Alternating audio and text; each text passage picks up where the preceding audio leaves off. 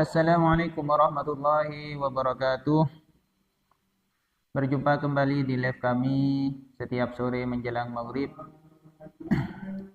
Yani sebagaimana yang telah rutin dilaksanakan, kami di sini akan berbagi ilmu tentang dasar-dasar agama Islam berdasarkan keterangan yang ada di dalam kitab Safinatun Najah. Namun juga kami baca syarahnya jika dianggap penting dan jika dianggap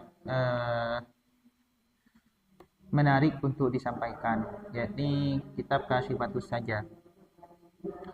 Teman-teman sekalian, sahabat-sahabat online sekalian yang dirahmati oleh Allah, sebelum kita memulai kajian pada sore hari ini, mari kita buka terlebih dahulu dengan bertawassul kepada baginda Nabi Muhammad sallallahu alaihi wasallam. Fatihillah hadratin Nabi Mustafa Muhammadin sallallahu alaihi wasallam wa ala alihi wa sahbihi azwajihi wa dzurriyyatihi wa ali baitihi wa qaribatihi. Suwaila ruh ya baihi wa mahdi ghanihi minal anbiya'i wal mursalin.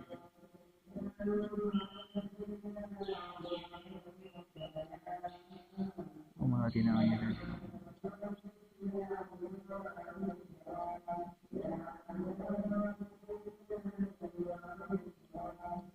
Al-Fatihah.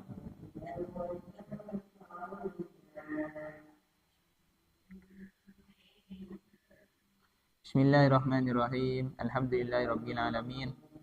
Salatu wassalamu ala asyrafil anbiya'i wal mursalin sayyidina wa habibina wa syafi'ina wa qurrati a'yunina Muhammadin wa ala alihi wa sahbihi ajma'in. Amma ba'du. Rabbi shrah li sadri wa yassir li amri wa hlul 'uqdatam min lisani yafqahu qawli.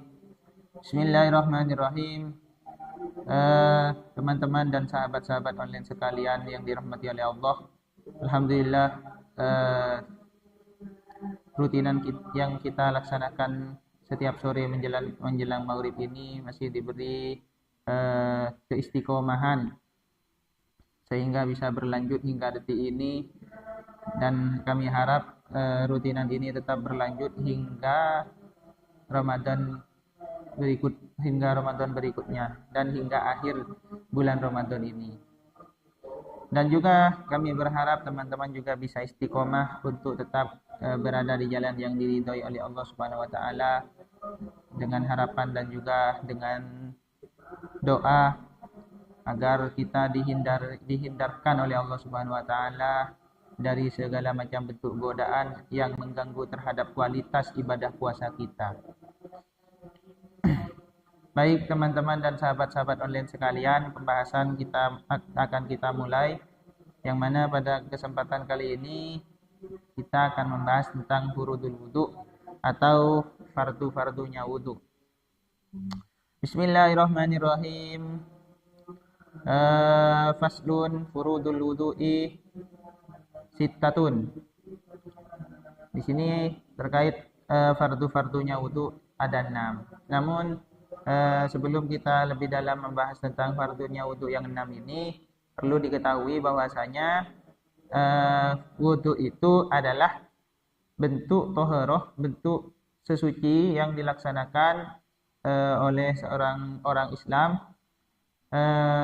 Tujuannya agar terbebas dari yang namanya hadas. Agar terbebas dari yang namanya hadas. Yang mana di dalam Islam itu hadas itu ada 2 jenis, ada hadas kecil, ada hadas besar. Nah, wudu di sini dapat digunakan untuk menghilangkan hadas yang kecil saja. Adapun untuk yang hadas besar itu ada tata cara tersendiri untuk menghilangkannya, yang disebut mandi janabah atau mandi junub.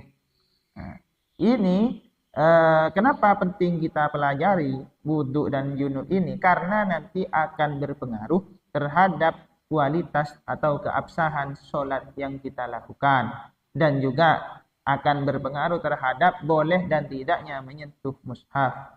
Seperti itu teman-teman. Yang jelas orang yang tidak memiliki wudhu atau yang sedang hadas, baik itu hadas kecil atau hadas besar, itu tidak boleh melaksanakan sholat. Nah, sholat itu harus dilaksanakan dalam keadaan suci, baik dari hadas kecil ataupun hadas besar. Nah, Nah ini farduhnya wudhu ini ada 6. Yang pertama, al-awwalu an-niyatu. Yang pertama adalah niat. Sebagaimana yang biasa kita baca ketika mau wudhu, nawaitul wudu'a li raf'il hadasil asghari lillahi ta'ala. Saya niat berwudu untuk menghilangkan hadas kecil karena Allah Ta'ala. Itu cukup. Kenapa harus niat di dalam wudu? Ya, karena ada sabda baginda Nabi Muhammad SAW yang berupa innamal a'malu binniyati wa innama likulli imri'in ma nawa. Karena setiap pekerjaan itu dinilai dari niatnya. Kenapa penting niat itu? Di antaranya juga karena untuk membedakan antara ibadah dengan adah atau kebiasaan. Contoh analogi dasarnya seperti ini. Orang wudhu itu apa bedanya dengan orang cuci muka? Kita begini mengambil air. Itu kan pekerjaannya mirip dengan cuci muka, teman-teman ya. Nah, terus ini kok disebut cuci muka, ini kok disebut wudhu. Apa yang membedakan? Nah, di antara faktor yang membedakan antara cuci muka dengan wudhu, itu kalau wudhu ada niatnya. Kalau cuci muka, meskipun tidak niat, tetap terjadi cuci mukanya. Artinya kalau cuci muka tidak perlu niat. Niat saya niat cuci muka karena Allah, misalnya. Meskipun tidak bilang seperti itu, tetap terjadi cuci mukanya. Tapi kalau wudhu, kalau tidak ada niat apapun, ya tidak terjadi sebagaimana hukumnya wudhu. Karena tidak memenuhi fardunya wudhu.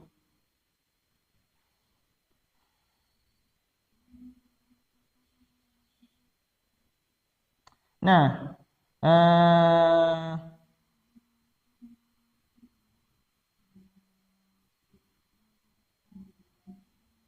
terkait niat ini ya, terkait niat ini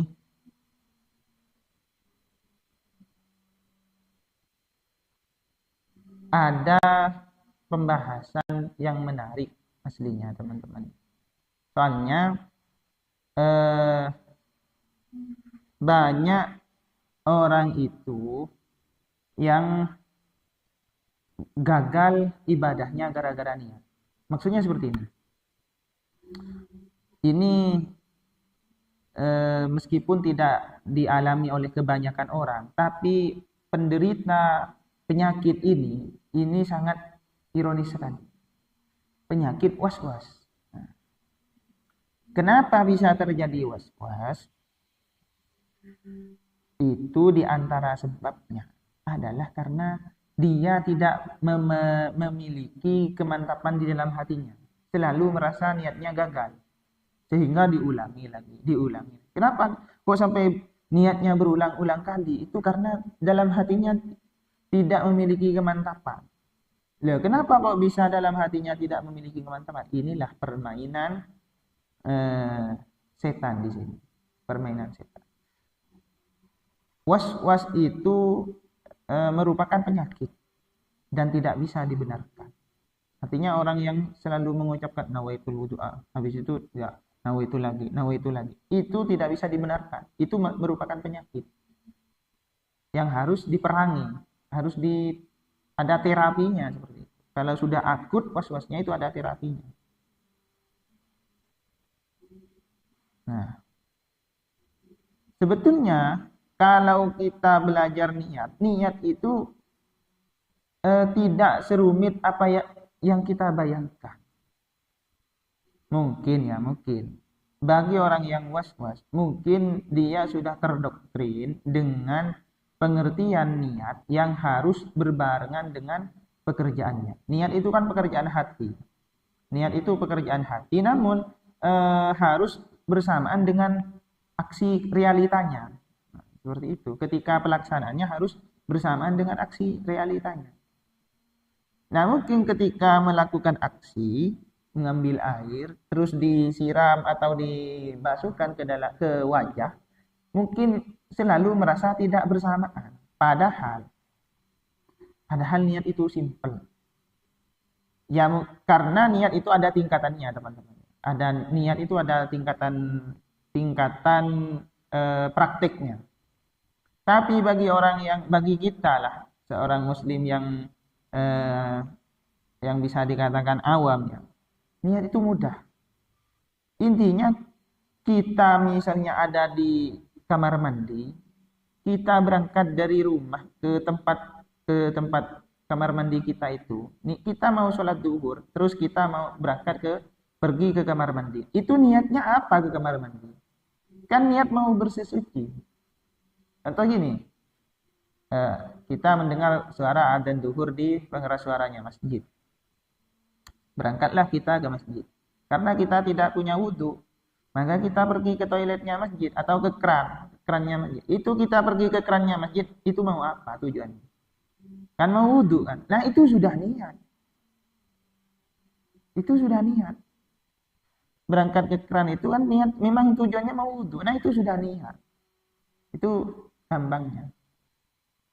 Artinya, meskipun andaikan ketika dia berangkat dari masjid ke keran itu tidak melafalkan niat dan di dalam hatinya tidak mengucapkan niat sebagaimana yang diajarkan, asalkan tidak ada perbuatan yang merusak terhadap tujuan awalnya dia berangkat ke keran itu, maka itu sudah dianggap cukup. Itu sudah dianggap niat. Apalagi ketika mau membasuh wajah, di hatinya dilafalkan niat wudhu. Tambah lagi seperti itu. Artinya niat itu simpel, tidak usah dipersulit. Ya, tapi kembali lagi, karena was-was itu merupakan permainan setan. Meskipun sudah dibilangin niat itu simpel, niat itu tidak rumit, ya tetap saja, teman-teman. Tapi sekali lagi saya tekankan kalau was-was itu merupakan tindakan yang tidak dapat dibenarkan dan harus diobati. Nah, mudah-mudahan kita dapat terhindar dari yang namanya was-was itu. Bismillahirrahmanirrahim. Yang nomor 2, asani waslul wajhi. Artinya wudhu yang kedua adalah membasuh wajah. Jadi ketika kita sudah niat, nah niat itu bersamaan dengan membasuh wajah, bersamaan dengan awwal juz'in minal wajhi, bagian pertama dari wajah. Terserah, pokoknya masih dalam area wajah. Nah, yang disebut area wajah itu dari mana sampai mana batasannya? Nah, ini dijelaskan di sini di syarahnya, wa huwa ma baina manabiti sya'ri ra'sihi. Yang disebut wajah itu ma baina manabiti sya'ri ra'sihi adalah tempat area di antara tempat tumbuhnya rambut yang ada di kepala.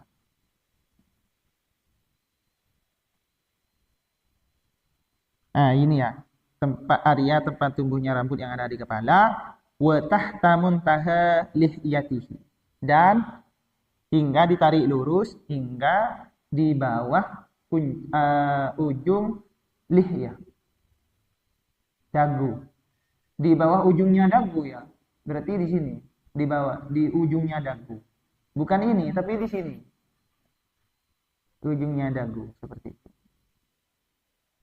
Itu yang saya pelajari dari guru saya. Jadi di bawahnya dagu ini masih termasuk anggota. Nah. Terus itu yang secara horizontal ya. Secara vertikalnya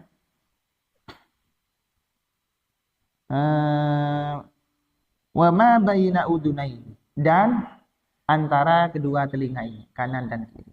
Jadi ini muter ya, mengikuti garis tepian tumbuhnya rambut hingga ke bawahnya itu sampai ujungnya dagu ini. Nah, itu harus terkena air wudhu semua. Kalau ada anggota wajah yang tidak terkena air wudhu, maka ya tidak sah wudhunya di area wajahnya itu.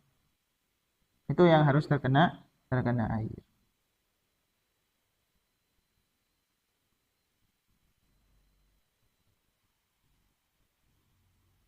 Nah, termasuk wajah, termasuk anggota juga seperti ini teman-teman ya. Alis, ini harus terkena juga. Alis, bulu mata, seperti itu. Nah, adapun jenggot, kan ada orang yang memiliki jenggot yang tebal ini ya. Jenggot tebal, ada jenggotnya ya tipis. Gambaran tebal tipisnya itu berdasarkan penglihatan lawan bicara. Kalau lawan bicara itu ketika berhadapan dengan pemilik jenggotnya itu dapat melihat terhadap warna kulit yang ada di bawah jenggotnya, berarti itu masuk kategori tipis. Nah, kalau nanti lawan bicaranya itu karena jenggotnya sudah tebal, sampai tebalnya itu sampai menutupi warna kulit, berarti itu masuk kategori tebal. Nah, kalau tebal ini tidak wajib diurai seperti itu. Kalau tipis wajib diurai sampai nyampe ke kulitnya itu seperti itu.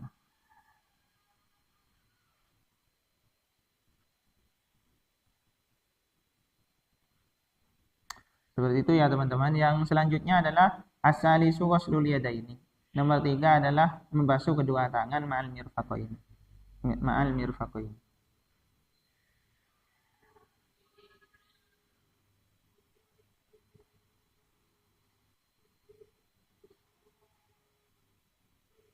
Yang fardunya wudhu yang ketiga adalah membasuh kedua tangan. Kedua tangan ini ya ini sampai mirfaq. Mirfaqain ini nih, pergelangan siku ini. Namun ya disunnahkan untuk melebihkan dari batasan yang semestinya. Sunnah sini sampai sini. Seperti itu ya. Karena ada riwayat bahwasanya semua anggota wudhu kelak di hari kiamat itu akan mengeluarkan cahaya, akan bercahaya. Jadi itu yang nanti yang akan menjadi pembeda antara mana yang orang yang Islam dengan orang yang bukan Islam, yang non Muslim. Karena anggota wudhunya itu bercahaya. Yang nomor 4, ar-rabi'u mashu syai'in min ra'sih. Membasuh sesuatu yang ada di kepala. Walaupun sebagian rambut. Jadi membasuh sebagian rambut yang ada di kepala. Kalau misalnya tidak punya rambut, maka yang dibasuh tempat tumbuhnya rambut tersebut. Misalnya orang berkepala botak, pelontos ya. Yang dibasuh mana? Ya di area yang biasa ditumbuhi rambut. Seperti itu, teman-teman. Al-khamisu yang nomor 5, waslur rijlaini ma'al ka'bain. Membasuh kedua kaki sampai apa ini namanya? Mata kaki ya, sampai kedua mata kaki. Ini batasannya sampai kedua mata. Tapi ya seperti yang saya sampaikan barusan, disunahkan dilebihkan, teman-teman. Berarti kalau batas semestinya itu sampai mata kaki, maka dilebihkanlah, nggak apa-apa sampai di atasnya mata kaki seperti itu. Kemudian yang terakhir dari fardunya wudhu itu adalah sadisu at-tartib. Tartib itu diurut dari yang pertama, yang kedua secara estafet seperti itu. Ya, jadi tidak boleh ketika praktek melaksanakan wudhu itu diselang-seling, membasuh wajah, setelah membasuh wajah membasuh kaki, setelah membasuh kaki membasuh sebagian kepala, setelah membasuh kepala membasuh tangan. Nah terus telinga ini kok gak dibahas? Nah telinga itu teman-teman itu termasuk anggota wudhu yang sunnah, bukan wajib. Anggota yang sunnah dibasuh telinga itu. Artinya jika kita berwudhu lupa tidak basuh telinga, ya wudhunya tetap sah. Tapi ini hebatnya ini. Ini adalah perkara sunnah yang sudah menjadi kebiasaan. Saya kalau disurvei mungkin ya, kebanyakan orang itu kalau wudhu pasti basuh telinga juga. Kenapa? Karena ini perkara sunnah yang sudah jadi kebiasaan. Hebat berarti. Padahal ini bukan termasuk anggota fardunya wudhu, membasuh telinga. Membasuh kedua telinga ini bukan termasuk anggota fardunya wudhu.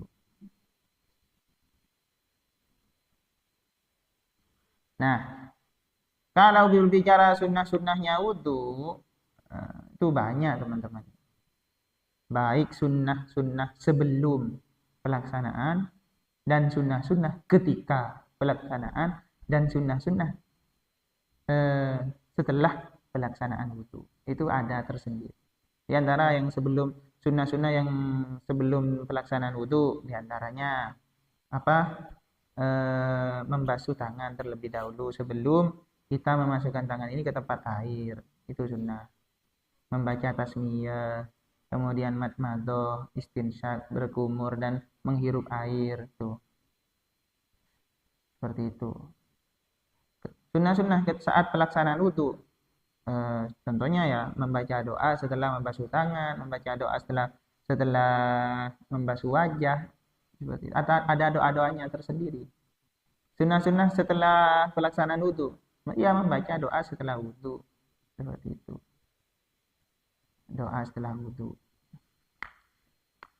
Nah, barangkali cukup penyampaian materi pada sore hari ini. Meskipun penyampaian saya ya kurang sistematis dan bahasanya kurang menarik, tapi semoga bermanfaat teman-teman ya. Semoga bermanfaat untuk kita semua dan semoga kita semua oleh Allah tetap diberi kelancaran di dalam menjalankan ibadah puasa hingga selesai dan menjadi ibadah yang diterima oleh Allah Subhanahu wa taala. Akhiran dari saya, kurang lebihnya mohon maaf. Mari kita tutup kajian kita pada sore hari ini dengan membaca hamdalah bersama-sama. Alhamdulillahirabbil alamin. Ihdinas siratal mustaqim. Assalamualaikum warahmatullahi wabarakatuh.